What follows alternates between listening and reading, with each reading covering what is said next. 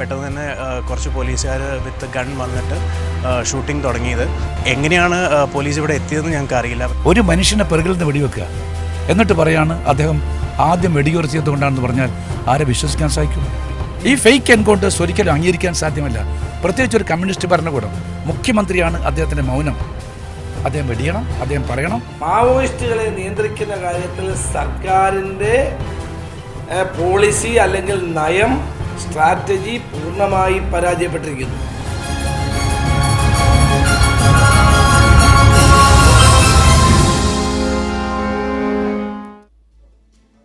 ഭരണഘടന വഴി നിയമവാഴ്ച ഉറപ്പാക്കിയ ഒരു രാജ്യത്താണ് നാം ജീവിക്കുന്നത്. ആ ഭരണഘടനയാൽ നിയമിതരായ ഭരണകൂടം ഒരാളെ വെടിവെച്ചു കൊന്നിരിക്കുന്നു. ഇങ്ങനെ കൊല്ലാൻ ഭരണകൂടത്തിന് അധികാരം നൽകിയതാരാണ്? മാവോയിസ്റ്റുകളുമായുള്ള ഏറ്റുമുട്ടലിലാണ് കൊല്ലപ്പെട്ടതെന്ന പോലീസ് ഭാഷ്യം ദൃക്സാക്ഷികൾ തള്ളിക്കളയുന്നു. ഈ കൊലയ്ക്ക് ആരാണ് ഉത്തരവാദി? എന്തുകൊണ്ടാണ് പോലീസിൻ്റെ ഈ കൊലയെപ്പറ്റി ഭരണകൂടം മൗനം പാലിക്കുന്നത്? ആരെയും വേട്ടയാടി വെടിവെച്ചു കൊല്ലാൻ കഴിയുന്ന പോലീസ് സംവിധാനം നവോത്ഥാന മതിൽ കെട്ടിയ കേരളത്തിൽ സാധിക്കുമെങ്കിൽ എന്ത് ജനാധിപത്യത്തെയും മനുഷ്യാവകാശത്തെയും കുറിച്ചാണ് നാം സംസാരിച്ചു കൊണ്ടിരിക്കുന്നത് എന്നാണ് സ്പെഷ്യൽ എഡിഷൻ ഇന്ന് പരിശോധിക്കുന്നത്. നമ്മളോടൊപ്പം അതിഥികളായി CP റഷീദ്, കൊല്ലപ്പെട്ട ജലീലിൻ്റെ സഹോദരൻ, CK ശശീന്ദ്രൻ MLA, CPM നേതാവ് കൂടിയായ അദ്ദേഹം വയനാട്ടിൽ ഈ ചർച്ചയിൽ ചേരും. മുൻ SP TK രാജ്മോഹൻ, നിയമവിദഗ്ധൻ അഡ്വക്കേറ്റ് KS മധുസൂദനൻ എന്നിവർ ചേരുന്നു. CP ജലീലിൻ്റെ മരണത്തെക്കുറിച്ചുള്ള പോലീസ് ഭാഷ്യം ആവർത്തിക്കുകയാണോ ഭരണകൂടം എന്നാണ് ആദ്യം പരിശോധിക്കുന്നത്. ആദ്യം CK Saseendran MLA. Shri CK Saseendran, ഇന്നലെ ഉപവൻ റിസോർട്ടിലുണ്ടായ സംഭവത്തെക്കുറിച്ച് പോലീസ് ഔദ്യോഗികമായി പുറത്തിറക്കിയ വാർത്താക്കുറിപ്പിൽ പറഞ്ഞത് അതൊരു ഏറ്റുമുട്ടൽ കൊലയാണ്. റിസോർട്ടിൽ നിന്ന് പോലീസിനെ വിളിച്ചറിയിച്ചതനുസരിച്ച് പോലീസ് അവിടെ എത്തി വെടിവയ്പ് പോലീസ് എത്തിയപ്പോൾ പോലീസ് സംഘത്തിനെതിരെ മാവോയിസ്റ്റുകൾ വെടിതീർക്കുകയും തിരിച്ചു വെടിവയ്പിൽ ഒരാൾ മരണപ്പെടുകയും ചെയ്തു എന്നാണ് പോലീസ് ഔദ്യോഗികമായി പ്രതികരിച്ചത്. പക്ഷേ ഭരണകൂടത്തിൻ്റെ ഭാഗത്ത് നിന്ന് അത്തരത്തിലുള്ള ഒരു വിശദീകരണവും ഉണ്ടായില്ല. ഇന്ന് ദൃക്സാക്ഷികൾ, ഈ കേസിലെ ദൃക്സാക്ഷികളായ റിസോർട്ട് മാനേജർ പറയുന്നു ആദ്യം വെടിയുതിർത്തത് പോലീസാണ്, അവർ ഓടി രക്ഷപ്പെടുമ്പോൾ പോലീസ് വെടിവെച്ച് വീഴ്ത്തുകയായിരുന്നു എന്നാണ്. ഈ വാദം മുഖവിലക്കെടുക്കുമ്പോൾ ഇവിടെ ഒരാളെ, ഒരു യുവാവിനെ പോലീസ് വെടിവെച്ച് കൊല്ലുകയായിരുന്നു. അതൊരു ഏറ്റുമുട്ടൽ കൊലയല്ല, അതൊരു വ്യാജ ഏറ്റുമുട്ടൽ കൊലയാക്കാൻ പോലീസ് ശ്രമിക്കുകയും ചെയ്തിരിക്കുന്നു എന്ന് ദൃക്സാക്ഷികളുടെ മൊഴികളിൽ നിന്ന് വ്യക്തമാണ്. ഈ പോലീസ് വാദം സംസ്ഥാന സർക്കാർ അംഗീകരിക്കുന്നുണ്ടോ? ഇല്ലെങ്കിൽ എന്ത് നടപടിയാണ് ആ പോലീസിനെതിരെ സ്വീകരിക്കുക?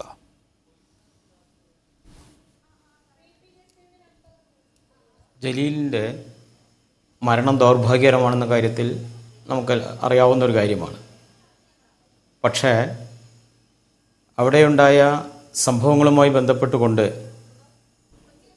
പോലീസ് നൽകിയിട്ടുള്ള വിശദീകരണങ്ങളുണ്ട്. അതോടൊപ്പം മറ്റു ചില വിശദീകരണങ്ങളും വന്നിട്ടുണ്ട്. ഇതെല്ലാം പരിശോധിക്കാൻ ആധുനിക സംവിധാനങ്ങൾ നമ്മുടെ നാട്ടിലുണ്ട്. അവിടെ CCTV ഉണ്ട്. ഫോൺ കോൾ പോലീസ് സ്റ്റേഷനിലേക്ക് വന്നിട്ടുണ്ടോ നോക്കാൻ, പരിശോധിക്കാൻ നമുക്ക് കഴിയും. ഈ കാര്യങ്ങളെല്ലാം കഴിയുന്ന കാര്യങ്ങളാണെന്ന കാര്യത്തിൽ യാതൊരു സംശയവുമില്ല. അതുകൊണ്ട് ദൃക്സാക്ഷികളെന്ന് നിങ്ങൾ പറഞ്ഞ ആൾ യഥാർത്ഥത്തിൽ അവിടെ ആ സന്ദർഭത്തിൽ ഇല്ലാത്ത ആളാണ്. മാനേജർ ആ സന്ദർഭത്തിൽ അവിടെ ഉണ്ടായിരുന്നില്ല, അദ്ദേഹം തൊട്ടടുത്ത വീട്ടിലാണെന്ന് പിന്നീട് അദ്ദേഹം തന്നെ ചില മീഡിയകളിൽ പറഞ്ഞതായിട്ട് ഞാൻ കണ്ടു. അപ്പോഴേ അതിൻ്റെ പൂർണ്ണമായ വിശ്വാസത്തിൽ നമുക്ക് കാര്യങ്ങൾ കാണാൻ വേണ്ടി കഴിയില്ല.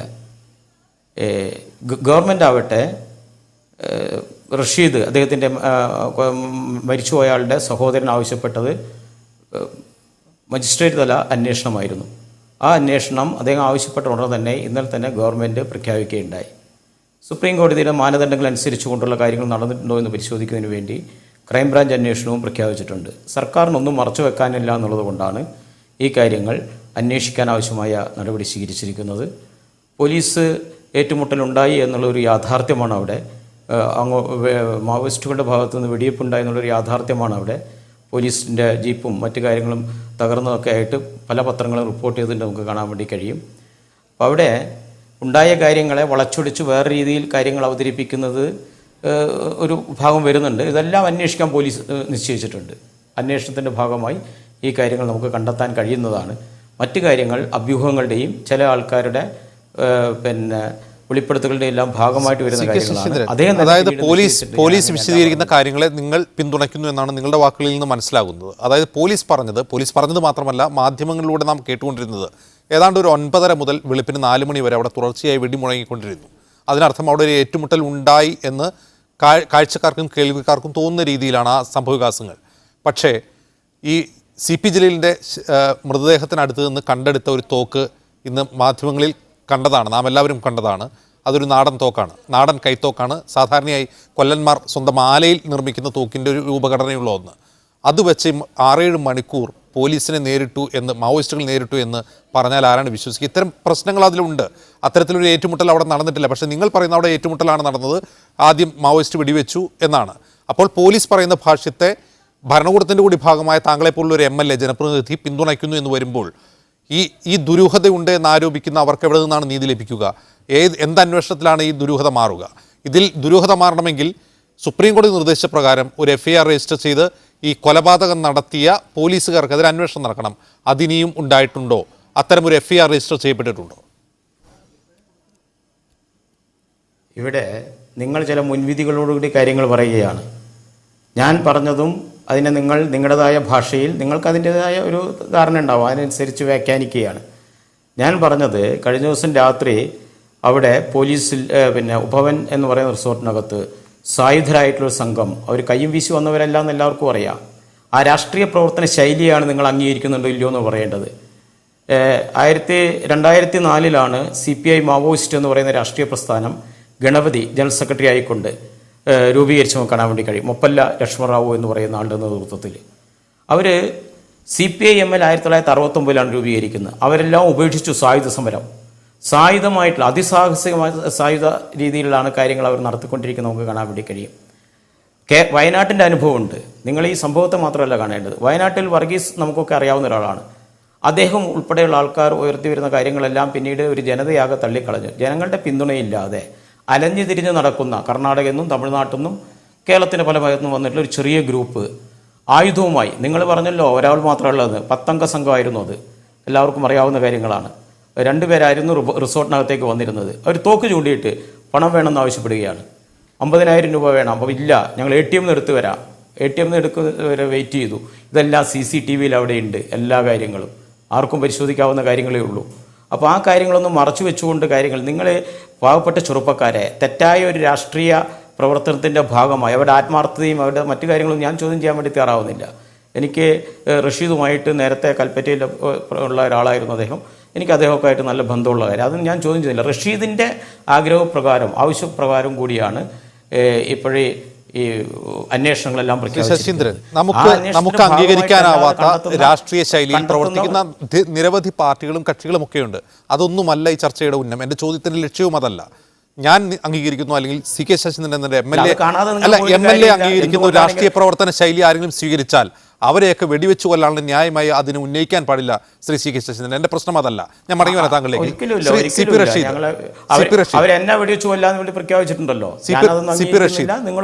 ഇവിടെ CK ശശീന്ദ്രൻ ഉന്നയിക്കുന്ന ഒരു പ്രധാന വാദം, നിങ്ങൾ ആവശ്യപ്പെട്ട പ്രകാരം ഒരു മജിസ്ട്രീരിയൽ അന്വേഷണത്തിന് ഉത്തരവിട്ടിട്ടുണ്ട് സർക്കാർ എന്നാണ്. അതുപോലെ സുപ്രീം കോടതി ഉത്തരവ് പ്രകാരം ക്രൈംബ്രാഞ്ചും ഇത് അന്വേഷിക്കുമെന്ന്. മജിസ്ട്രീരിയൽ അന്വേഷണം തന്നെ സുപ്രീം കോടതി മാർഗ്ഗനിർദ്ദേശത്തിലുള്ളതാണ്. ഇത്തരം ഒരു സംഭവം ഉണ്ടായാൽ മജിസ്ട്രേറ്റ് അന്വേഷിക്കണം, അതുപോലെ ഒരു ക്രൈംബ്രാഞ്ച് അന്വേഷണം അല്ലെങ്കിൽ CD തല അന്വേഷണം വേണമെന്നുള്ളതാണ്. ഇത് പ്രഖ്യാപിച്ചിരിക്കെ ഈ കാര്യത്തിൽ നീതി ലഭിക്കുമെന്ന് നിങ്ങൾക്ക് ഉറപ്പുണ്ടോ?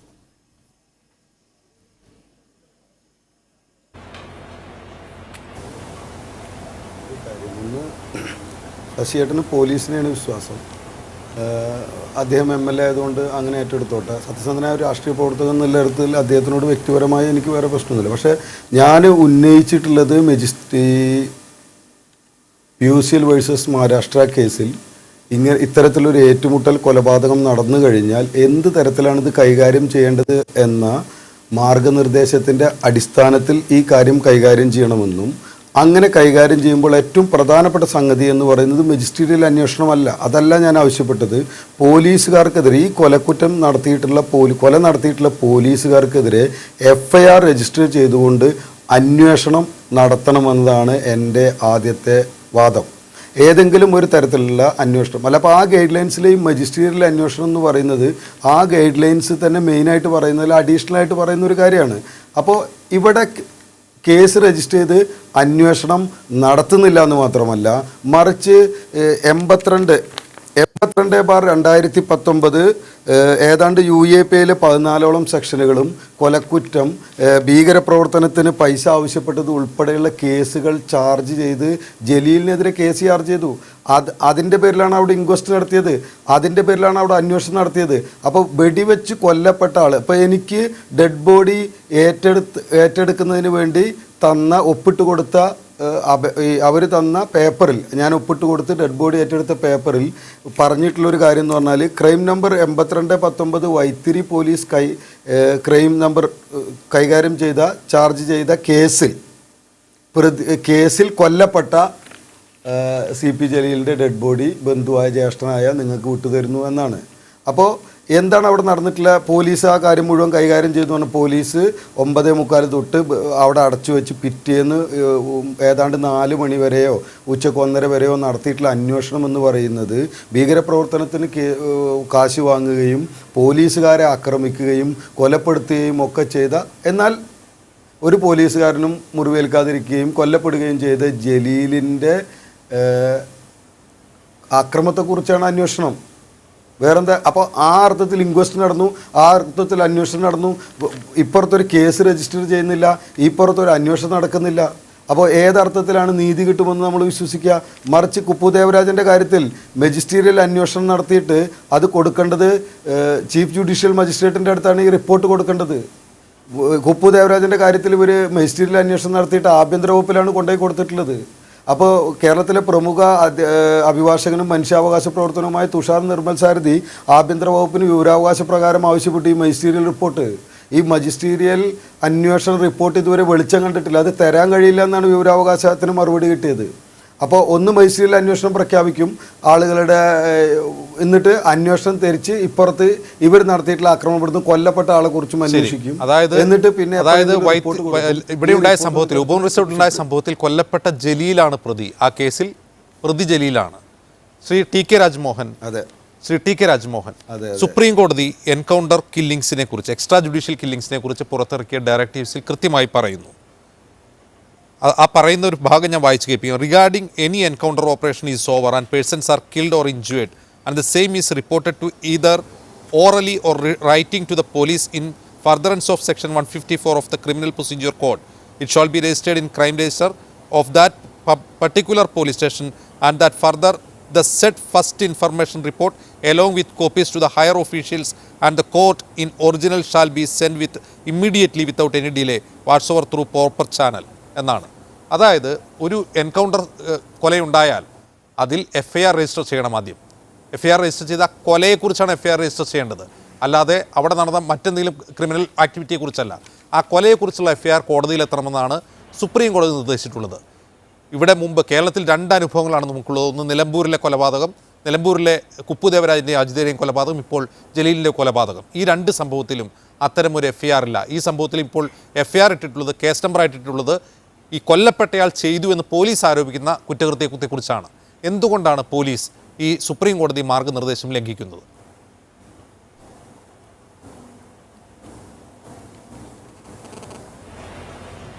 ഇല്ല, എനിക്ക് പറയാനുള്ളത് സുപ്രീം കോടതിയുടെ മാർഗനിർദ്ദേശങ്ങൾ പൂർണ്ണമായും പാലിച്ചുകൊണ്ടാണ് ഈ സംഭവം മുന്നോട്ട് നീങ്ങുന്നത്. സുപ്രീം കോടതിയുടെ 16 മാർഗനിർദ്ദേശങ്ങളിൽ പറഞ്ഞിരിക്കുന്നത് കേസ് രജിസ്റ്റർ ചെയ്യണമെന്നാണ്. കേസ് FIR രജിസ്ട്രേഷൻ എന്ന് പറഞ്ഞാൽ ഈ നിയമം മുന്നോട്ട് പോവുകയാണ്, മുന്നോട്ടുള്ള മൂവ്മെൻ്റാണ് FIR രജിസ്ട്രേഷൻ. അങ്ങനെ FIR രജിസ്റ്റർ ചെയ്തിട്ട് കേസ് അന്വേഷിക്കുകയാണ്. ആ ഒരു കേസ് അന്വേഷണം എന്ന് പറഞ്ഞാൽ വെറും ഒരു പോലീസിൻ്റെ എക്സസോ അല്ലെങ്കിൽ പോലീസിൻ്റെ ആക്ഷൻ മാത്രമല്ല അന്വേഷിക്കുന്നത്. അത് ആ ഹോൾ സംഭവമാണ് പുതിയ ഈ ടീം, ഒരു ക്രൈംബ്രാഞ്ചിൻ്റെ ടീം അന്വേഷിക്കുന്നത്. നമ്മളതാണ് കാണേണ്ടത്. അപ്പം നമ്മൾ ആ ഗൈഡ് ലൈൻസ് തെറ്റായി വ്യാഖ്യാനിക്കരുത്. ഒരു സംഭവത്തിൽ 2 കേസുകൾ ഉണ്ടാവില്ല. ഒരു സംഭവത്തിൽ 2 FIR പാടില്ല. ഒരു FIR പാടുള്ളൂ. ഒരു ഫസ്റ്റ് ഇൻഫർമേഷൻ റിപ്പോർട്ട് ഒരെണ്ണേ പാടുള്ളൂ. അപ്പോൾ ഇവിടെ ഒരു സംഭവം നടന്നിരിക്കുകയാണ്. ആ സംഭവത്തിൽ FIR രജിസ്റ്റർ ചെയ്ത് കഴിഞ്ഞു. അങ്ങനെ ഈ ലീഗൽ പ്രോസസ്സ് സ്റ്റാർട്ട് ചെയ്തിരിക്കുകയാണ്. ആ ലീഗൽ പ്രോസസ്സ് ഇൻവെസ്റ്റിഗേഷനിൽ കൂടി ഇൻവെസ്റ്റിഗേഷൻ ഏജൻസി മുന്നോട്ട് കൊണ്ടുപോകും. അതേസമയം തന്നെ ഇതിനൊരു മജിസ്ട്രിയൽ എൻക്വയറി കൂടെ ഉണ്ടാവും. അത് സെക്ഷൻ 157-158 പ്രകാരമാണ്.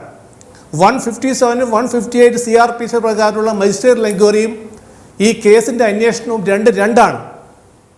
ആ ഗൈഡ് ലൈൻസിൽ വളരെ ക്ലിയർ ആയിട്ടാണ് പറഞ്ഞിരിക്കുന്നത്. ഇതിൽ നമുക്ക് ഒരു സംസ്ഥാനത്തിൻ്റെ പോലീസിനും സുപ്രീം കോടതി നിർദ്ദേശങ്ങൾ മറികടന്നുകൊണ്ട് മുന്നോട്ട് പോകാൻ പറ്റില്ല. അപ്പോൾ വളരെ ക്ലിയറാണ് ഇവിടെ.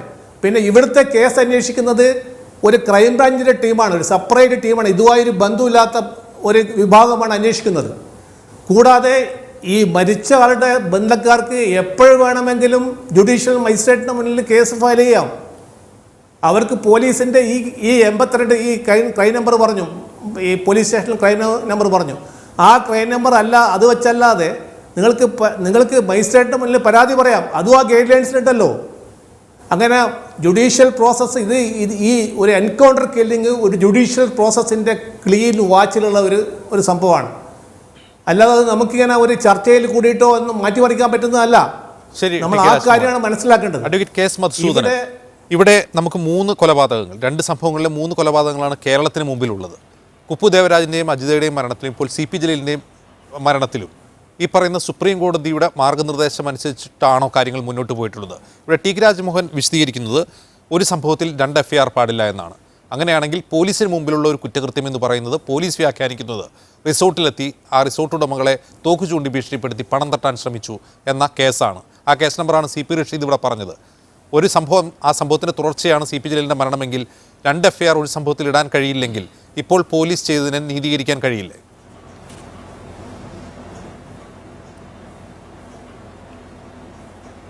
രാജ്മോഹൻ സാറ് വളരെ തെറ്റായിട്ട് ഈ നിയമത്തെ, ഈ വിധിന്യായത്തെ വ്യാഖ്യാനിക്കുകയാണെന്ന് ഖേദപൂർവ്വം പറയേണ്ടിയിരിക്കുന്നു.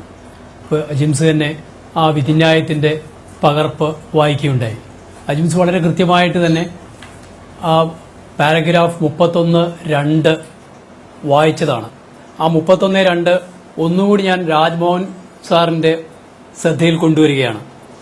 If pursuant to the tip-off or receipt of any intelligence as above, encounter takes place and firearm is used by the police party and as a result of that death occurs, an FIR to that effect shall be registered and the same shall be forwarded to the court under section 157 of the code without any delay.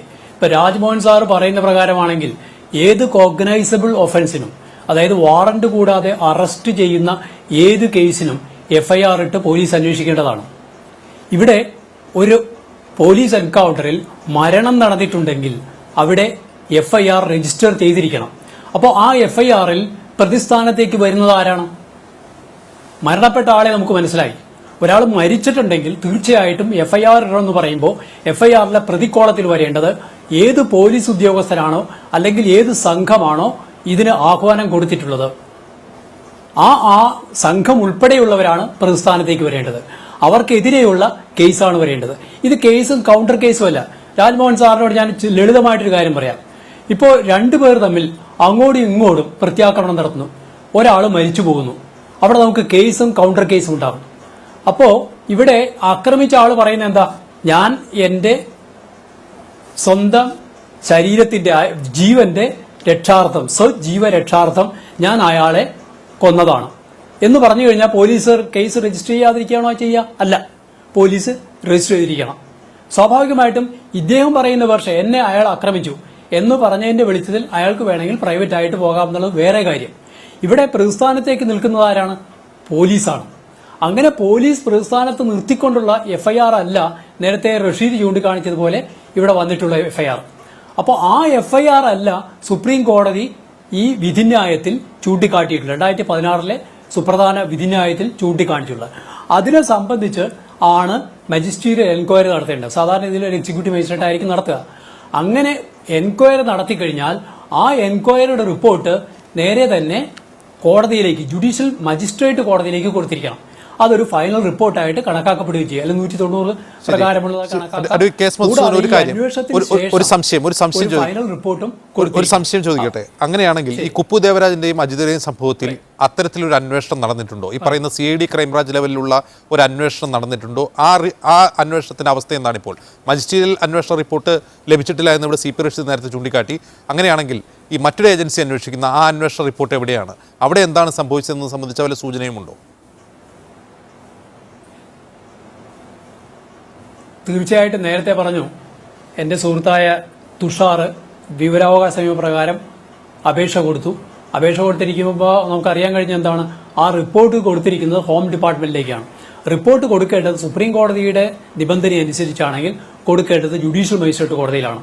അങ്ങനെ judicial magistrate കോടതിയിൽ കൊടുക്കുന്ന report അവിടെ കൊടുക്കാതിരിക്കുന്ന ഒരു അവസ്ഥയാണ് ഉണ്ടായിട്ടുള്ളത്.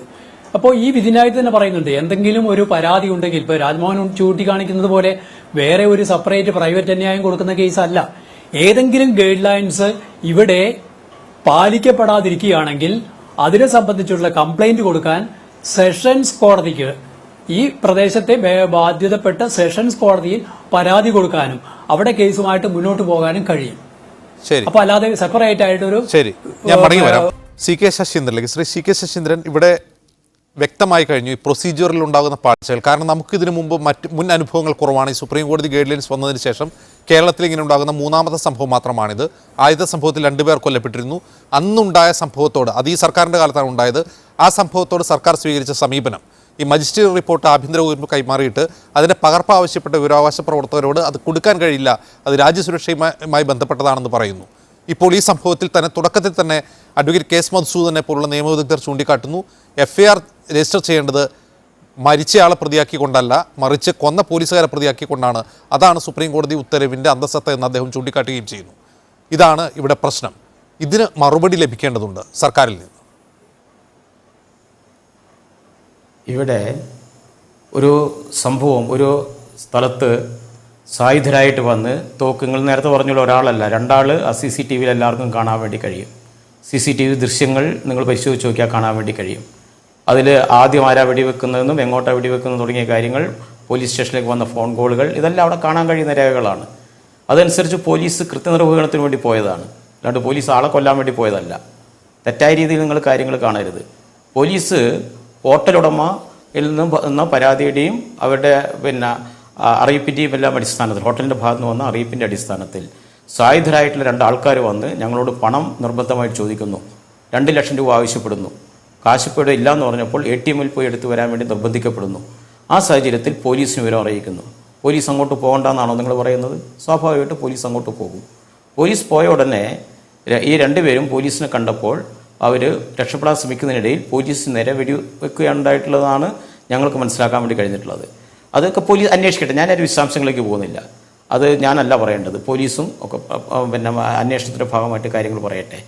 അങ്ങനെ ഉണ്ടായപ്പോൾ അവിടെ മരണം ദൗർഭാഗ്യകരമാണ്, ആ കാര്യത്തിൽ എനിക്ക് യാതൊരു സംശയവുമില്ല.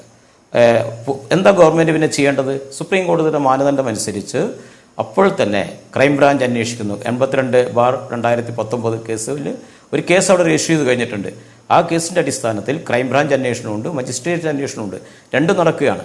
അതെല്ലാം സുപ്രീം കോടതിയുടെ മാനദണ്ഡങ്ങളുടെ നിർദ്ദേശങ്ങൾ അനുസരിച്ചുകൊണ്ടാണ്. പിന്നെ ഈ കേസ് എങ്ങനെ എടുക്കണം തുടങ്ങിയ കാര്യങ്ങൾ നിലവിലുള്ള നമ്മുടെ ഭരണഘടനാപരമായ രീതി അനുസരിച്ച് കാര്യങ്ങൾ എടുക്കണം. ഭരണഘടനയിൽ വിശ്വസിക്കാത്തവർക്ക് മറ്റു പലതും പറയാം. ഇവിടെ ഭരണഘടനയ്ക്കകത്ത് വിശ്വസിച്ച് നിൽക്കുന്ന ഒരു ഗവൺമെൻറ്റിൻ്റെ, ഈ ഗവൺമെൻറ് ഭരണഘടനയുടെ താല്പര്യമനുസരിച്ച് പ്രവർത്തിക്കാൻ ബാധ്യസ്ഥമായ ഗവൺമെൻറ്റാണ്, തിരഞ്ഞെടുക്കപ്പെട്ട ഗവൺമെൻറ്റാണ്. ആ ഗവൺമെൻറ് ഈ സുപ്രീം കോടതിയുടെ മാനദണ്ഡം അനുസരിച്ച് കൊണ്ട് തന്നെ ഇന്നലെ വൈകുന്നേരം തന്നെ, ഇന്നലെ രാവിലെയാണ് സംഭവം, പുലർച്ചയോടുകൂടിയാണ് സംഭവം ഉണ്ടാകുന്ന എല്ലാവർക്കും അറിയാം. വൈകുന്നേരത്തോടു കൂടി തന്നെ കാര്യങ്ങളെല്ലാം പ്രഖ്യാപിച്ചിരിക്കുക. ആ അന്വേഷണത്തിൻ്റെ ഭാഗമായിട്ടാണ്, പോലീസിൻ്റെ ഔദ്യോഗിക കൃത്രിമത്തിൻ്റെ ഭാഗമായിട്ട് ഒരു സംഭവം ഉണ്ടായാൽ ആ സംഭവത്തിലെ പോലീസിന് പ്രതികർക്കണമെന്ന് പറയുന്നത് തീവ്രവാദ രാഷ്ട്രീയത്തെ പ്രോത്സാഹിപ്പിക്കണമെന്ന നിങ്ങളുടെ വാദഗതിയാണ്. അത് രാജ്യത്തെ എവിടെ കൊണ്ടെത്തിക്കും? തീവ്രവാദ രാഷ്ട്രീയ മാവോയിസ്റ്റുകൾ ഉന്നയിക്കപ്പെട്ടിട്ടില്ല ശ്രീ ശശീന്ദ്രൻ. നിങ്ങൾ നേരെ തോക്കെടുത്തിട്ട് ഒരാൾ വെടിവെക്കാൻ മരിച്ചു കിടക്കുന്ന ആളുടെ തലയുടെ പിൻഭാഗത്താണ് വെടിയേറ്റത്, അതിനർത്ഥം പുറകിൽ നിന്നാണ് വെടിവെച്ചതെന്നാണ്. ഞാനല്ല ഈ പ്രശ്നം ഉന്നയിക്കുന്നത്, മുല്ലപ്പള്ളി രാമചന്ദ്രനാണ്, രമേശ് ചെന്നിത്തലയാണ്. പുറകിൽ നിന്ന് ഒരാളെ വെടിവെച്ചു കൊല്ലാൻ പോലീസിന് ആരാണ് അധികാരം നൽകിയത് എന്ന് മുല്ലപ്പള്ളി രാമചന്ദ്രൻ ചോദിക്കുമ്പോൾ ആ ചോദ്യം ആവർത്തിക്കുന്നത് എങ്ങനെയാണ് CK ശശീന്ദ്രൻ തീവ്രവാദ രാഷ്ട്രീയത്തെ പിന്തുണയ്ക്കലാവുക? അത് ലോക്സഭാ തെരഞ്ഞെടുപ്പിനെ മുന്നിൽ കണ്ടുകൊണ്ട് മുല്ലപ്പള്ളി രാമചന്ദ്രൻ തൽക്കാലം പറയുന്നതാണ്. ഛത്തീസ്ഗഡിൽ അജിത് യോഗിയുടെ കാലഘട്ടത്തിലായിരുന്നല്ലോ ഛത്തീസ്ഗഡിൽ വലിയ രീതിയിലുള്ള മാവോയിസ്റ്റുകളുടെ വിഷയങ്ങളും കാര്യങ്ങളും എല്ലാം ഉയർന്നു വന്നിരുന്നത്. അന്ന് മുല്ലപ്പള്ളി രാമചന്ദ്രനും കോൺഗ്രസ് നേതൃത്വമൊക്കെ എവിടെ പോയി? അതിലേക്കല്ല ഇപ്പോൾ കിടക്കേണ്ടത്. അതെല്ലാം തെരഞ്ഞെടുപ്പിനെ ലാക്കാക്കിക്കൊണ്ടുള്ളതാണ്. ഇവിടെ പോലീസ് ഔദ്യോഗിക കൃത്യനിർവഹണത്തിൻ്റെ ഭാഗമായിട്ട് ഒരു പരാതി കിട്ടിയ സ്ഥലത്ത് ആ പരാതി അന്വേഷിക്കാൻ പോകുമ്പോൾ പോലീസിന് നേരെ വെടിവെക്കുന്നു. പോലീസ് എന്താ തിരിച്ച് വെടിയേറ്റ് മരിക്കണം എന്നാണോ നിങ്ങൾ പറയുന്നത്? പോലീസിന് നേരെ വെടിവെച്ചിട്ടില്ല എന്ന് റിസോർട്ട് മാനേജറും റിസോർട്ട് ഉടമയും പറയുന്നു. പോലീസിന് നേരെ വെടിവെച്ചിട്ടില്ല. റിസോർട്ട് മാനേജറെ നിഷേധിച്ചത് എന്ത് കാര്യത്തിനാണ് അദ്ദേഹം കളവ് പറയുക? ഒന്ന്. രണ്ടാമത്തെ കാര്യം, ഈ പറയുന്നവർ മാന്യമായാണ് സ്ഥലത്ത് അയാൾ ഉണ്ടായിരുന്നില്ല, മാന്യമായാണ് അവരോട് പെരുമാറിയതെന്ന് അവർ തന്നെ പറയുന്നു. അദ്ദേഹം അവിടെ ഉണ്ടായിരുന്നില്ല, മാന്യമായ അല്ല പെരുമാറിയെന്ന് പോലീസും താങ്കളും ബാധിക്കുമ്പോൾ റിസോർട്ടുകാർ പറയുന്നതാണോ വിശ്വാസ്യത കൂടുതൽ, അതോ പോലീസ് പറയുന്നതിനാണോ വിശ്വാസം? മാന്യമായി അല്ല എന്ന് പെരുമാറിയെന്നൊന്നും ഞാൻ പറഞ്ഞിട്ടില്ല. നിങ്ങൾ എന്റെ വായിൽ ആവശ്യമില്ലാത്ത കാര്യങ്ങൾ തിരികെ കയറ്റണ്ട. ഞാൻ മാന്യമായിട്ടല്ല പെരുമാറിയെന്ന് പറഞ്ഞിട്ടില്ല. അവിടെ രാഷ്ട്രീയത്തെ ഞാൻ ചോദിച്ചിട്ടുള്ളൂ. അവർ തോക്ക് ചൂണ്ടി പണം ആവശ്യപ്പെട്ടു എന്നുള്ള കാര്യം യാഥാർത്ഥ്യമാണ്. കേസുണ്ട്, അവിടെ പരാതിയുണ്ട്, അതൊരു യാഥാർത്ഥ്യമാണ്. തോക്കുമായിട്ടാണല്ലോ വന്നിരിക്കുന്നത്. തോക്കുമായിട്ട് എന്തിനാണ് വരുന്നത്? നിങ്ങൾ അത് പറ. ഒരു ജനാധിപത്യ രാജ്യത്തിനകത്ത് ഒരു രാഷ്ട്രീയ പ്രസ്ഥാനം തോക്കുമായിട്ടാണ് ആളുകളെ സമീപിക്കേണ്ടത്? തോക്കുമായിട്ട് വന്നിട്ട് കേരളത്തിൽ ലൈസൻസ് ഉള്ളതും ലൈസൻസ് ഇല്ലാത്തതുമായ തോക്കുകൾ കൈവശം വയ്ക്കുന്ന നിരവധി പേരുണ്ട് കേരളത്തിൽ. അവരെയൊക്കെ വെടിവെച്ച് കൊല്ലാമെന്നാണ് ശൈലി കേരളത്തിലില്ല. നിങ്ങൾ അവർക്ക് വേണ്ടി വാദിക്കണ്ട. നിങ്ങൾ തെറ്റായ ഞാൻ മരിച്ചയാൾക്ക് വേണ്ടി വാദിക്കുന്നതല്ല. നിങ്ങൾ രാജ്യത്തെ ജനാധിപത്യ ചേരിയിലേക്ക് കൊണ്ടുവരാൻ വേണ്ടി ശ്രമിക്കുക. നിങ്ങൾ പിന്നെ അവർക്ക് വേണ്ടിയല്ലേ വാദിച്ചുകൊണ്ടിരിക്കുന്നത്? ഭരണഘടന അങ്ങനെയല്ല. നമുക്കൊരു ഭരണഘടനയുണ്ട്. ആ ഭരണഘടന ഉറപ്പു നൽകുന്ന നിയമവാഴ്ചയുണ്ട്. ആ നിയമവാഴ്ചയ്ക്കെതിരായ ചിലത് സംഭവിക്കുമ്പോൾ മാത്രമാണ് ചോദ്യം ചെയ്യുന്നത്. അല്ലാതെ ഇത് തീവ്രവാദത്തിലേക്ക് ജനാധിപത്യ വിരുദ്ധമായ കാര്യങ്ങൾ സംസാരിക്കുന്നതല്ല. നിങ്ങൾ അംഗീകരിക്കുന്നുണ്ടോ? ഇല്ലാത്തതുകൊണ്ട് തീവ്രവാദ പ്രവർത്തനം മാവോയിസ്റ്റുകളുടേതാണെങ്കിലും പോലീസിന്റേതാണെന്നും അംഗീകരിക്കുന്നില്ല. നിയമവിരുദ്ധമായ ഒരു കാര്യം അത് പോലീസായാലും തീവ്രവാദികളായാലും മാവോയിസ്റ്റുകളായാലും അംഗീകരിക്കുന്നില്ല. അതുകൊണ്ടാണ് ഇത് ചോദ്യം ചെയ്യപ്പെടുന്നത്. നിങ്ങൾ തന്നെ പറയുന്നു തോക്ക് ചൂണ്ടി പണം ചോദിച്ചു എന്ന്. റിസോർട്ട് ഉടമകൾ പറയുന്നു മാന്യമായാണ് ഞങ്ങളോട് സംസാരിച്ചതെന്ന്. ഇതിൽ ആര് പറയുന്നതാണ് വിശ്വാസ്യത കൂടുതൽ? തോക്കുമായിട്ട് അവർ വന്ന് നിൽക്കുന്നത് CCTV ദൃശ്യങ്ങളും നിങ്ങൾ നോക്ക്, നിങ്ങൾക്ക് കിട്ടുവാണെങ്കിൽ പ്രദർശിപ്പിക്കും. എന്തെങ്കിലും നിയമവിരുദ്ധമായ എന്തെങ്കിലും കാര്യങ്ങളുണ്ടോ എന്ന് നോക്കുക. CCTV ഒന്ന് പ്രദർശിപ്പിക്കൂ ദയവ് ചെയ്ത്. തോക്കുമായിട്ട് നിൽക്കുന്ന കാര്യങ്ങൾ ഞങ്ങൾ കണ്ടല്ലോ. തോക്കുമായിട്ട് അരയിൽ AK-47 തോക്കുമായിട്ടാണ് ഒരാൾ നിൽക്കുന്നത്. ഇനി ഈ തോക്ക് ചൂണ്ടി ആദിവാസികളിൽ നിന്ന് അരി വാങ്ങിക്കൊണ്ടുപോയി എന്നും നിങ്ങൾ ആരോപിക്കുന്നുണ്ട്. ഈ ആദിവാസികളോട് ഞങ്ങൾ ചോദിച്ചു എന്താണ് ഒന്ന് പ്ലേ ചെയ്യൂ. സുഗന്ധഗിരിയിലെ ആദിവാസികൾ എന്താണ് പറയുന്നത് കേൾക്കാം. കുടിക്കാൻ എന്താ കരിങ്ങല് വെള്ളം ഉണ്ടായിരുന്നു. കരിങ്ങല് വെള്ളം 2 ഗ്ലാസ് കരിങ്ങല് വെള്ളം കൊടുത്തു. അതായത് കുടിക്കുകയും ചെയ്ത്. ചോറ് കഴിച്ചു. ചോറ് ഞങ്ങൾ കഴിച്ചു പോയി. വെക്കണോ ചോദിച്ചു. വേണ്ട, വെക്കൊന്നും വേണ്ട പറഞ്ഞു. ഇല്ല, ഞങ്ങൾക്ക് അങ്ങനെ ഒരു ഇതൊന്നുമില്ല. അവർ അത്ര ഇതിലാണ് നമ്മളോട് പെരുമാറുന്നത്. അപ്പോൾ നമുക്ക് അങ്ങോട്ട് അതിനൊരു കാര്യമില്ലല്ലോ. പിന്നെ മറ്റുള്ള വർത്തമാനങ്ങളൊന്നും അവർ ഞങ്ങളെ ഭീഷണിപ്പെടുത്തുക അങ്ങനെയുള്ളൊരു സംഭവം ഇതുവരെ ഉണ്ടായില്ല. 2 പ്രാവശ്യം വന്നിട്ട്. പിറ്റേ ദിവസം രാവിലെ ഞങ്ങൾ അറിയുന്നത് ഇന്നമാതിരി റിസോർട്ടിൽ ഇങ്ങനെ ഒരു സംഭവം ഉണ്ട് എന്ന് പറഞ്ഞ് ഞാൻ രാവിലെ അറിയുന്നത് പറഞ്ഞപ്പോൾ സാറുമാരെ കൂടെ വന്നിട്ട് പോലീസുകാരെ കൂടെ വന്നപ്പോഴാണ് ഞാൻ തന്നെ അറിയുന്നത് സംഭവം. ഇങ്ങനെ ഒരാൾ മരിച്ചിട്ടുണ്ട്, മാവോയിസ്റ്റുകാരാണെന്നുള്ളത്. പോലീസുകാർ വന്നിരുന്നു, പോലീസുകാരെ കൂടെ ഒക്കെ വന്നിരുന്നു. ഇപ്പോൾ എൻ്റെ മിലിറ്ററീൻ്റെ അവരും ഒക്കെ ഉണ്ടായിരുന്നു അവിടെ. ഇന്നലെയും ഉണ്ടായിരുന്നു അവിടെ. അല്ല, CRPൻ്റെ മോഡലിലുള്ള ആൾക്കാരാണ് അവർ വന്നത്. ഇന്നലെ ചോദിച്ചു, അയാളൊരു ഒരാൾ. അപ്പോൾ ആൾ വന്ന് പറഞ്ഞു, നിങ്ങളെന്തോ മനസ്സിലെന്തോ ഒളിപ്പിച്ച് വെക്കുന്നുണ്ടല്ലോ നിങ്ങളെ മനസ്സിലെന്ന് വെച്ചു. ഞാൻ പറഞ്ഞു, ഞങ്ങളെ മനസ്സിൽ എന്ത് പറയാനാണ്, ഞങ്ങൾക്കൊന്നും ഒളിപ്പിച്ച് വെക്കാനില്ല, ഉള്ളത് ഞങ്ങൾ ഇതുപോലെ തുറന്നുകൊണ്ട് പറയും, ഇത്രേ ഉള്ളൂ. ശ്രീ CK ശശീന്ദ്രൻ, ഇത് സുഗന്ധഗിരി നിവാസിയായ ഒരു ആദിവാസി ആണ്. അവർ പറയുന്നത് അവരുടെ ഇന്നലത്തെ കാര്യമല്ല പറഞ്ഞത്. അല്ലല്ല, ഇത് ഇന്നലത്തെ കാര്യമില്ല. അവരെടുത്ത് മാന്യമായിട്ട് അവരുടെ ഭക്ഷണം ചോദിക്കുന്നു, ഉണ്ടെങ്കിൽ അവർ കൊടുക്കുന്നു. ഭക്ഷണം ചോദിക്കുന്നു, ഉണ്ടെങ്കിൽ അവർ കൊടുക്കുന്നു. മാന്യമായി പെരുമാറിയിട്ടുണ്ടാവും, എനിക്കറിയില്ല. ആ സുഹൃത്തിനോട് മാന്യമായി പെരുമാറിയിട്ടുണ്ടാവും. അദ്ദേഹത്തിൻ്റെ അനുഭവം പറഞ്ഞു. ഞാനതൊന്നും നിഷേധിക്കാൻ വേണ്ടി വരുന്നില്ല. അവിടെ ഇത്രയും അനുഭവങ്ങളുള്ള ആൾക്കാരെ വേണമെങ്കിൽ ഞാൻ ഹാജരാക്കി തരാം. നിങ്ങളതിന് സമയം ഇപ്പോൾ ഈ ചർച്ചയിൽ എനിക്ക് ഹാജരാക്കാൻ കഴിയില്ലല്ലോ. പ്രളയകാലത്ത് കൊടുത്ത അരി തോക്ക് ചൂട്ടി കൊണ്ടുപോവുക, ഇതെന്തൊരു രാഷ്ട്രീയ പ്രവർത്തനം? ശരി, ഞാൻ മടങ്ങി. അതൊക്കെ ഏഷ്യാനെറ്റ് പോലെയുള്ള ചില മാധ്യമങ്ങൾ അന്ന് തന്നെ വിളിച്ചത് കൊണ്ടുവന്നിട്ടുണ്ടല്ലോ. അപ്പോൾ നിങ്ങളൊരു തീവ്രവാദത്തെ പ്രോത്സാഹിപ്പിക്കുന്ന ചർച്ചയല്ല ശ്രീ CK ശശീന്ദ്രൻ. ഇവിടെ ഭരണഘടനയുണ്ട്, നിയമവാഴ്ചയുണ്ട്. അത് ആർക്കെതിരെയാണെങ്കിലും ഒരാൾ ആയുധം കൈവശം വെച്ചു, ഇനി തോക്ക് ചൂണ്ടി ഭക്ഷണം കൊണ്ടുപോയി എന്ന് കരുതുക. ശ്രീ CK ശശീന്ദ്രൻ, തോക്ക് ചൂണ്ടി ഭക്ഷണം തട്ടിക്കൊണ്ടുപോയി എന്ന് കരുതുക. അവർക്കെതിരെ നിയമപരമായ നടപടിയെടുക്കൂ. നിങ്ങൾ വെടിവെച്ച് കൊല്ലാൻ നിങ്ങൾക്കാർക്കും അധികാരം തന്നിട്ടില്ല എന്ന് മാത്രമാണ് ചൂണ്ടിക്കാട്ടുന്നത്. നടപടി തന്നെ എടുക്കുന്ന ഗവൺമെന്റ്. അങ്ങനെ വരുന്നവരെ നേരെ വെടിവെച്ചാൽ പിന്നെ തിരിച്ചു വെടിവെക്കണ്ട എന്ന് പറയാൻ, പോലീസിന് തിരിച്ചൊന്നും ചെയ്യണ്ടെന്ന് പറയാൻ നിങ്ങൾക്ക് കഴിയുമോ? നിങ്ങളുടെ നേരെ ഒരു ആക്രമണം വരുമ്പോൾ അപ്പോഴറിയാം കാര്യങ്ങൾ. ശരി, ഞാൻ മടങ്ങി വരാം. CP റഷീദ്, ഇവിടെ പോലീസിൻ്റെ എക്സസ്സായ നടപടി ഉണ്ടായി എന്ന് ചൂണ്ടിക്കാട്ടുമ്പോൾ തിരിച്ചുണ്ടാകുന്ന ഒരു ആരോപണം ഇതാണ്. മാവോയിസ്റ്റ് പ്രവർത്തനം അവർ നാട്ടുകാർക്ക് ഭീഷണിയായി മാറുന്നുണ്ട്. ഇപ്പോൾ റിസോർട്ടിന് മുമ്പിൽ തന്നെ ചെന്നിട്ട് അവർ ഭീഷണിപ്പെടുത്തുകയാണ്, തോക്ക് ചൂണ്ടി പണം ആവശ്യപ്പെട്ടു എന്ന ഒരു വാദം CK ശശീന്ദ്രനെ പോലുള്ളവർ ഉന്നയിക്കുന്നുണ്ട്. അതായത് പോലീസ് നടത്തിയെന്ന് ആരോപിക്കപ്പെടുന്ന എക്സസ് ആയിട്ടുള്ള ഫോഴ്സിനെ കൗണ്ടർ ചെയ്യാൻ വേണ്ടി ഉന്നയിക്കുന്ന ഒരു ആരോപണമാണിത്.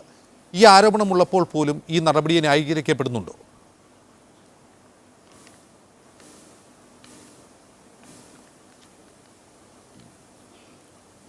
ഹലോ CP റഷീദ് കേൾക്കാമോ? കേൾക്കാം. അതായത് ഇവിടെ ഹലോ പോലീസ് നടത്തിയെന്ന് പറയപ്പെടുന്ന എക്സസീവായിട്ടുള്ള ആ നടപടിക്കെതിരെ കൗണ്ടറായി ഉന്നയിക്കുന്ന ഒരു ആരോപണമാണ് മാവോയിസ്റ്റുകൾ നാട്ടിലിറങ്ങി ജനങ്ങളെ തോക്ക് ചൂണ്ടി ഭീഷണിപ്പെടുത്തുന്നു, പണം തട്ടിയെടുക്കുന്നു, ഭക്ഷണം മോഷ്ടിച്ചു കൊണ്ടുപോകുന്നു. ഇത്തരം ആരോപണം, അതിനെതിരെ പരാതികളുണ്ട് എന്നാണ് CK ശശീന്ദ്രനെ പോലുള്ള ഒരു ജനപ്രതിനിധി പറയുന്നത്. അത്തരത്തിൽ പരാതി ഉണ്ടെങ്കിൽ ആ പരാതിക്ക് പരിഹാരമുണ്ടാക്കാൻ പോലീസ് നടത്തിയ ഒരു നടപടിയായി മാത്രമേ ഇതിനെ കാണേണ്ടതല്ലേ? അല്ല, ഇതിൻ്റെ അകത്ത് രണ്ട് പ്രശ്നമുണ്ട്. ഒന്ന്, പോലീസ് പറയുന്നത് മാത്രമേ CK ശശീന്ദ്രൻ എന്ന് പറയുന്ന ജനപ്രതിയായ MLA മൂലമൊക്കെ എടുക്കുന്നുള്ളൂ. അവിടെ റിസോർട്ട് മാനേജർ പറയുമ്പോൾ റിസോർട്ട് മാനേജർ അവിടെ ഇല്ല എന്ന് പറയുന്നു. ആദിവാസി പറഞ്ഞപ്പോൾ അതൊന്നും എനിക്കറിയില്ല, ഞാൻ ആ വിഷയത്തിലേക്ക് കടക്കുന്നില്ല എന്ന് പറഞ്ഞു. ആദിവാസികൾ പറയുന്നു ഭീഷണിപ്പെടുത്തി, ഇപ്പോൾ ഒരു ആദിവാസി പറയുന്നു ഭീഷണിപ്പെടുത്തി കൊണ്ടുപോയിട്ടില്ല, എടുത്തിട്ടില്ല, വെടിവെപ്പുണ്ടായി എന്ന് പറയുന്നു. ഇവിടെ ഒരു തരത്തിലുള്ള നിയമവാഴ്ചയും പോലീസ് നടപ്പിലാക്കുന്നില്ല. നിയമവാഴ്ചയെ ലംഘിക്കുന്ന തരത്തിലുള്ള ഫാസിസ്റ്റ് ഇടപെടലാണ്, ഗുണ്ടാ പ്രവർത്തനമാണ് പോലീസ് നടത്തിക്കൊണ്ടിരിക്കുന്നത്. സർക്കാരിൻ്റെ തന്നെ അന്വേഷണ കമ്മീഷനാണ് പോലീസ് ഒരു ക്രിമിനൽ ഗ്യാങ് ആണെന്ന് പറഞ്ഞത്. മുള്ള കമ്മീഷൻ റിപ്പോർട്ടാണ്, അല്ലാതെ ഏതെങ്കിലും നക്സലൈറ്റുകൾ പറഞ്ഞില്ല. ഇവിടെ ഉണ്ടായിട്ടുള്ള ഒരു കാര്യം നോക്കൂ, ഈ 82/2019 എന്ന് പറയുന്നത് ജലീലിനെതിരെ രജിസ്റ്റർ ചെയ്തിട്ടുള്ള കേസാണ്. അപ്പോൾ സുപ്രീം കോടതി ഗൈഡ് ലൈൻസ് അവിടെ. ശരി, ഞാൻ മടങ്ങി വരാം CP റഷീദിലേക്ക്. ചെറിയ സാങ്കേതിക തടസ്സമുണ്ട്. ശ്രീ TK രാജ്മോഹൻ, ഇവിടെ അഡ്വക്കേറ്റ് KS മധുസൂദനൻ ചൂണ്ടിക്കാട്ടുന്നത് നമുക്ക് മുൻ അനുഭവങ്ങളില്ലാത്തതുകൊണ്ടാണ്. ഇതൊരു പുതിയ 2 സംഭവങ്ങളാണ് നമുക്ക് മുമ്പിലുള്ളത്. മുൻ അനുഭവങ്ങളില്ലാത്തതുകൊണ്ട് ഈ FIR രജിസ്റ്റർ ചെയ്യേണ്ടത് ആ ക്രൈം, അവിടെ നടന്ന ആ ഒഫൻസ് ഉണ്ടല്ലോ, കൊലപാതകം, അതിൽ പങ്കാളികളായവർക്കെതിരെയാണ് FIR ഇട്ട് അക്യൂസ്ഡ് വേണമല്ലോ. അല്ലാതെ അവിടെ കൊല്ലപ്പെട്ടയാൾ ചെയ്ത ഒരു കുറ്റകൃത്യത്തിൻ്റെ പേരിലല്ല FIR രജിസ്റ്റർ ചെയ്യേണ്ടത് എന്നാണ് അദ്ദേഹം സുപ്രീം കോടതി വിധി ഉദ്ധരിച്ചുകൊണ്ട്, ആ ഡയറക്റ്റീവ്സ് ഉദ്ധരിച്ചുകൊണ്ട് വാദിക്കുന്നത്. പോലീസിന് മറിച്ച് വാദമുണ്ടാകാം, പക്ഷേ ഇക്കാര്യം ഒരു നിയമപരമായ പ്രശ്നം കൂടിയായി മാറുകയാണ് ജലീലിൻ്റെ കൊലപാതകത്തോടെ.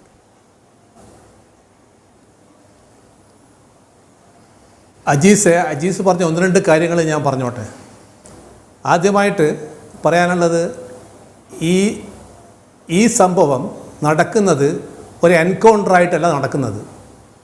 ഈ സംഭവം നടക്കുന്നത് അവിടെ ഒരു റിസോർട്ടിൽ ആദിവാസികളല്ല, നക്സലേറ്റുകളായ ആൾക്കാർ, 2 ആൾക്കാർ ഒരാൾ തോക്കുമായിട്ട് വന്നിട്ട് പണം ചോദിച്ചിരിക്കുകയാണ്. പണം ചോദിച്ച് പണം ആവശ്യപ്പെട്ട പണം അവിടെ ഇല്ല എന്ന് പറഞ്ഞപ്പോൾ അടുത്തുള്ള ATM എന്ന് എടുത്തു കൊടുക്കാൻ പറയാണ്.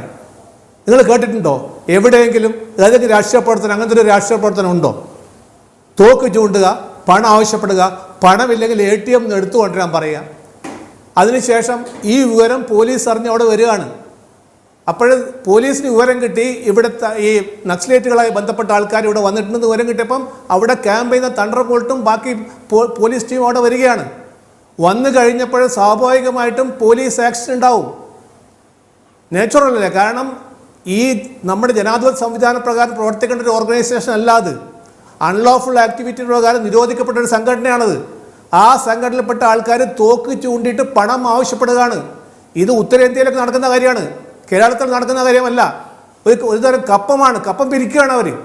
അത് നിങ്ങൾ മനസ്സിലാക്കേണ്ട വേറൊരു വിഷയമുണ്ട്. ഇപ്പം അടുത്ത് തന്നെ നമ്മൾ ഈ വെക്കേഷനൊക്കെ വരാൻ പോവാണ്. വയനാടൊക്കെ ടൂറിസം മേഖല വളരെ വിപുലീകരിക്കാൻ പോവാണ്. അപ്പോഴേ എല്ലാ റിസോർട്ടുകാരെയും ഭീഷണിപ്പെടുത്തിക്കൊണ്ട് പണം വാങ്ങിക്കുക, ഇതാണ് അവരുടെ ഉദ്ദേശം. നിങ്ങൾ എന്താ ഇത് മനസ്സിലാക്കാത്തത്? ഇങ്ങനെയുള്ള കാര്യങ്ങളൊന്നും മനസ്സിലാക്കാതെ നിങ്ങൾ ഒരു ഭക്ഷണത്തിന് ചോദിച്ചെന്ന് പറഞ്ഞിട്ട്, അല്ലെങ്കിൽ 10-100 രൂപ വാങ്ങിക്കാൻ പോയ ആൾക്കാരല്ല അവർ. അപ്പോഴേ അംഗീകരിക്കപ്പെട്ട ഒരു ഓർഗനൈസേഷൻ അല്ല, നിരോധിക്കപ്പെട്ട ഓർഗനൈസേഷനാണത്. നമ്മൾ ഈ കാര്യങ്ങളൊക്കെ കാണണം. ഒന്ന്. രണ്ടാമത്, ഈ എൻകൗണ്ടറെ കുറിച്ച് പറഞ്ഞു. എൻകൗണ്ടർ നടക്കാൻ വേണ്ടി പോകുമ്പോഴാണ് ഈ പറഞ്ഞ ഗൈഡ് ലൈൻസിൻ്റെ ഭാഗം വരുന്നത്. ഇവിടെ എൻകൗണ്ടർ നടക്കാനല്ല പോകുന്നത്. പോയത് വിവരം കിട്ടിയിട്ട് പോലീസ് പോവുകയാണ്. ദർസ് എ കംപ്ലൈൻറ്റ്. ആ കംപ്ലൈൻറ്റ് പ്രകാരമാണ് 82/2014 കേസ് രജിസ്റ്റർ ചെയ്തിരിക്കുന്നത്. നമ്മൾ തെറ്റിദ്ധരിക്കരുത്. നമ്മളെ ഈ പ്രേക്ഷകരെ നമ്മൾ തെറ്റിദ്ധരിപ്പിക്കുകയാണ് പറഞ്ഞിട്ട്. അഡ്വക്കേറ്റ് KS മധുസൂദനും പറഞ്ഞു, ഞാൻ തെറ്റായിട്ടല്ല പറയുന്നത്, ഒരു സംഭവത്തിൽ ഒരു FIR ഉണ്ടാവുള്ളൂ. അന്വേഷണത്തിൽ ഈ പോലീസ് ആക്ഷൻ ഇല്ലീഗലാണെന്ന് കണ്ടു കഴിഞ്ഞാൽ അതേ FIR നമ്പറിൽ പ്രതികളായിട്ട് ഉദ്യോഗസ്ഥന്മാരെ വെക്കാം. ഇങ്ങനെയുള്ള കാര്യങ്ങൾ ദയവേത് മനസ്സിലാക്കുക. ശരി, ഒരു സംഭവത്തിന് FIR രജിസ്റ്റർ ചെയ്തു, ആ FIR പ്രകാരം ഇൻവെസ്റ്റിഗേഷൻ നടക്കുകയാണ്. ആ ഇൻവെസ്റ്റിഗേഷനിൽ നമുക്ക് മനസ്സിലാക്കാണ് പോലീസിന്റെ എക്സസ് നടന്നിരിക്കുകയാണ്. അല്ലെങ്കിൽ പോലീസാണ് അതിലെ പ്രതി എന്ന് പറഞ്ഞാൽ ഇതേ ക്രൈം നമ്പർ ആ റിസോർട്ടിൽ എന്താണ് നടന്നത്, ആ റിസോർട്ടിൽ എന്താണ് നടന്നത് എന്നത് സംബന്ധിച്ച് ഇപ്പോൾ നമ്മൾ കണ്ടുകൊണ്ടിരിക്കുന്ന ആ ദൃശ്യങ്ങളിലുണ്ട്. ആ റിസോർട്ടിൽ നടന്ന അവിടുത്തെ CCTV ദൃശ്യങ്ങളാണ്. ആ ദൃശ്യങ്ങളിലൊന്നും നമുക്കൊരു തോക്ക് കാണാൻ കഴിയുന്നില്ല. അവർ കടന്നു വരുന്നു, ബാഗുണ്ട് അവരുടെ കയ്യിൽ. ഒരു പക്ഷേ ആ ബാഗിനകത്ത് തോക്കുണ്ടായേക്കാം. പക്ഷേ അവർ ആ റിസപ്ഷനിലെത്തുന്നു, അവരോട് റിസപ്ഷനിലിരിക്കുന്ന ആളോട് സംസാരിക്കുന്നു തുടങ്ങിയ ദൃശ്യങ്ങളാണ് നാം കാണുന്നത്. നമ്മൾ പറയുന്ന പോലെ തോക്ക് ചൂണ്ടി ഒരു ഭീകരാന്തരീക്ഷം സൃഷ്ടിച്ച് അവിടെ പണം ആവശ്യപ്പെട്ട് നമ്മൾ സിനിമയിലൊക്കെ കാണുമ്പോൾ ഒരു രംഗമല്ലാതെ അവർ വളരെ സൗഹാർദ്ദപരമായി സംസാരിക്കുന്ന രംഗമാണ് നമ്മൾ CCTV യിൽ കാണുന്നത്. ഇതാണ് അവിടെ നടന്ന സംഭവം. ഇതിന്റെ പേരിലാണ് നിങ്ങൾ പറയുന്ന ഇപ്പോൾ പറയുന്ന 82/2019 കേസെടുത്തിട്ടുള്ള പിന്നെ ഏത് CCTV ആണ്? ഇത് ഉപവൻ റിസോർട്ടിലെ CCTV ദൃശ്യമാണ്. ഈ CCTV അതെ, ഇത് മാത്രമല്ല, നിങ്ങൾ വേറെ CCTV ഇത് മാത്രമല്ല കാണിക്കുക. ഫുള്ള് നിങ്ങൾ സീരിയൽ ഫുള്ള് കാണുന്നത് കണ്ടു കഴിഞ്ഞാൽ മനസ്സിലാവും അവരിൽ എന്താ ഉണ്ടായെന്ന് മനസ്സിലാവും.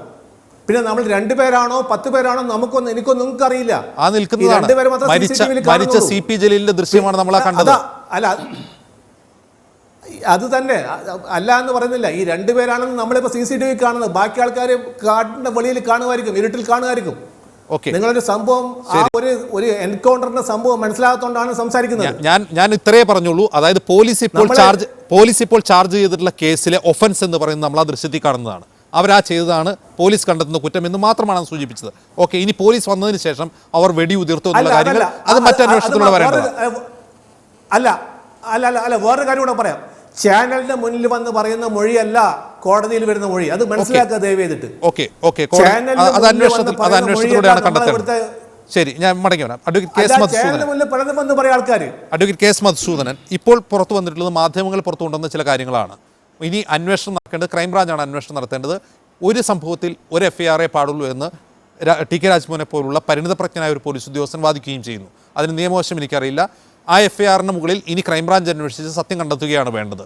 അങ്ങനെയല്ലേ ഇത് പോകേണ്ടത്?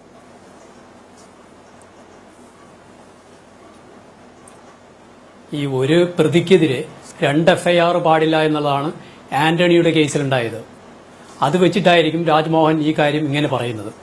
വളരെ അപകടകരമാണ് ഇത്തരം മാനസികാവസ്ഥകൾ. ഇപ്പോൾ അദ്ദേഹം പറയുന്നതിൻ്റെ രത്നം ചുരുക്കം എന്താ?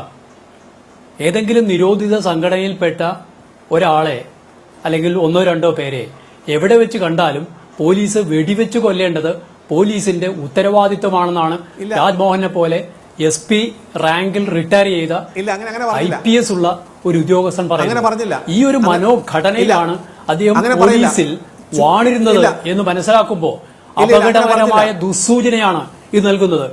2, ഞാൻ പറഞ്ഞു കഴിയട്ടെ. സുപ്രീം കോടതി ഭരണഘടനാപരമായ ഈ ഒരു വിധി നടപ്പാക്കാൻ കാരണം എന്താണ്? 95-97 കാലഘട്ടങ്ങളിൽ 99 ഏറ്റുമുട്ടലുകൾ മഹാരാഷ്ട്രയിലുണ്ടായി. ആ ഏറ്റുമുട്ടലിൽ ഏകദേശം 135ഓളം ആളുകൾ കൊലയപ്പെടുകയുണ്ടായി. അപ്പൊ അത്തരം കൊലപാതകങ്ങളിലെല്ലാം തന്നെ പോലീസിന്റെ ഭാഷ്യം മാത്രമേ നമ്മളിവിടെ കാണുന്നുള്ളൂ. അതുകൊണ്ട് അത്തരം ഭാഷ്യങ്ങളില്ലാതെ യഥാർത്ഥത്തിൽ എന്താണ് സംഭവിച്ചത് എന്ന് മനസ്സിലാക്കണമെങ്കിൽ ആ മരണപ്പെട്ട ആളുമായി ബന്ധപ്പെട്ട് അയാളെ കൊല ചെയ്ത പോലീസ് ഉദ്യോഗസ്ഥനെ പ്രതിയാക്കിക്കൊണ്ടുള്ള ഒരു FIR വേണം. ആ ഒരു FIRൽ ഒരു മജിസ്റ്റീരിയൽ എൻക്വയറി നടത്തണം. ഇപ്പൊ ഇവിടെ തന്നെ നോക്കുക, ഏതെങ്കിലും വാർത്ത കിട്ടിയിട്ടുണ്ട്, അത് ഉടനെ തന്നെ GD രേഖപ്പെടുത്തണം. ആ GD രേഖപ്പെടുത്തിയ ആ GDയും അതോടൊപ്പം തന്നെ ഈ പ്രതിയാക്കപ്പെട്ട പോലീസ് ഉദ്യോഗസ്ഥന്റെ FIR, ആ FIR ഉൾപ്പെടെയാണ് 4 മണിക്കൂർ മജിസ്ട്രേറ്റിന്റെ അടുത്ത് ഹാജരാക്കി.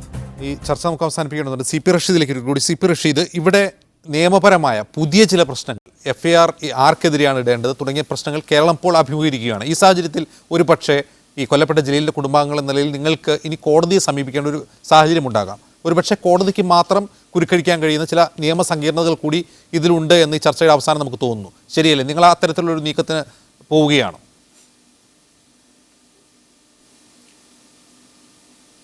തീർച്ചയായും ഞങ്ങൾ നിയമപരമായ നടപടിക്രമങ്ങളിലേക്ക് കടക്കേണ്ടി വരും. കാരണം ഇവിടെ വളരെ കൃത്യമായി CK ശശീന്ദ്രൻ്റെ ഭാഗത്തു നിന്നുള്ള MLA സംഭാഷണത്തിൽ നിന്ന് വളരെ കൃത്യമായി തന്നെ മനസ്സിലാക്കാൻ കഴിയുന്ന ഒരു കാര്യം, ഈ സർക്കാർ പോലീസിൻ്റെ പക്ഷത്ത് നിന്ന് തീവ്രവാദ രാഷ്ട്രീയ പ്രവർത്തനത്തിൻ്റെ ഒരു നിലപാടിൽ നിന്നുകൊണ്ട് ഇത്തരത്തിലുള്ള ഒരു കൊലയെ ന്യായീകരിക്കുന്ന നടപടിക്രമമാണ്.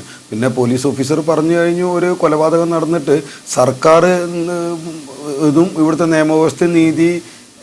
നിയമവ്യവസ്ഥയെ നീതി നൽകുമെന്ന് പ്രതീക്ഷിക്കേണ്ട, നിങ്ങൾക്ക് കോടതിയിൽ പോയിക്കൂടെ എന്ന് അദ്ദേഹം പറഞ്ഞു. തീർച്ചയായും ഞങ്ങൾക്ക് പ്രതീക്ഷ നഷ്ടപ്പെടുന്ന ഒരു സാഹചര്യം തന്നെയാണ് രൂപപ്പെട്ടുകൊണ്ടിരിക്കുന്നത്. അപ്പോൾ അതുകൊണ്ട് തന്നെ നിയമ നടപടിയിലേക്ക് കടക്കും. തീർച്ചയായും ഈ കൊലയാളികൾ ശിക്ഷിക്കപ്പെടുന്നത് വരെ ജനാധിപത്യപരമായ ഒരു വ്യവഹാരം, ജനാധിപത്യപരമായ ഒരു സംവിധാനം, ജനാധിപത്യപരമായ ഒരു സാമൂഹ്യ അന്തരീക്ഷത്തെ തന്നെ പൂർണ്ണമായി തകർക്കുന്ന തരത്തിലുള്ള ഈ പോലീസിൻ്റെ ക്രിമിനൽ വാഴ്ച അവസാനിപ്പിക്കേണ്ടതുണ്ട്. അതെൻ്റെ ഒരു സഹോദരൻ്റെ ഒരു മരണത്തിൻ്റെ പ്രശ്നമെന്നുള്ള നിലക്കല്ല, ജനാധിപത്യത്തെ കശാപ്പ് ചെയ്യുന്ന ഈ ഭരണഘടനാവാദികളും ജനാധിപത്യത്തെ കശാപ്പ് ചെയ്യുന്ന അധികാരത്തിൻ്റെ ഭാഗം നിന്നുകൊണ്ട് നിയമവാഴ്ചയെ കുറിച്ച് സംസാരിക്കും. അതോടൊപ്പം തന്നെ നിയമവാഴ്ചയെ വെല്ലുവിളിക്കുകയും ചെയ്യുന്ന ഒരു പ്രക്രിയയാണ് ഇവിടെ നടക്കുന്നത്. അതുകൊണ്ട് തന്നെ നിയമപരമായി ഈ കാര്യത്തെ നേരിടും. ശരി, ഭരണഘടന ഉറപ്പു നൽകുന്ന നിയമവാഴ്ച, ആ നിയമവാഴ്ച ആ ഭരണഘടനയെ അംഗീകരിക്കാത്തവർക്ക് കൂടി ബാധകവും അവകാശപ്പെട്ടതുമാണ് എന്നാണ് ഭരണവർഗം ഓർക്കേണ്ടത്. വളരെയധികം CK Saseendran MLA, CP Rasheed, advocate KS Madhusoodanan, Sri Rajmohan ഈ ചർച്ചയിൽ പങ്കെടുത്തതിന് പ്രതികരിച്ചത്.